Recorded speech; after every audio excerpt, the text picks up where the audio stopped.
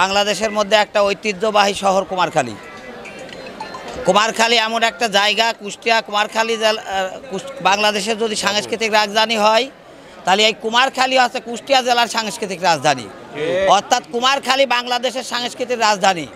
এখানে অনেক অনেক আন্তর্জাতিক মানের শিল্প প্রতিষ্ঠান আছে।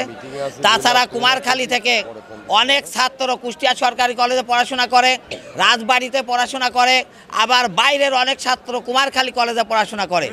যদি অন্তনগর ট্রেনগুলো এখানে থামে তাহলে ছাত্রছাত্রীদের আসা যাওয়ার ক্ষেত্রে একটা সুবিধা হবে। এজন্য আমরা কুমারখালীবাসী, আপামর কুমারখালীবাসীর দাবি হচ্ছে সকল ট্রেনের স্টপেজ হতে হবে কুমারখালী। যেহেতু কুমারখালী একটা ঐতিহাসিক জায়গা, এখানে কোনো ট্রেন না থেমে যেতে পারবে না।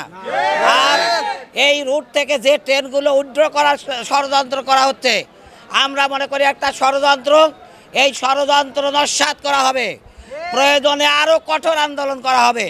করে আমরা এই রুটে সকল ট্রেন এই রুট দিয়ে চলাচল করবে এবং কুমারখালীতে এই ট্রেন থামতে হবে ইনশাল্লাহ।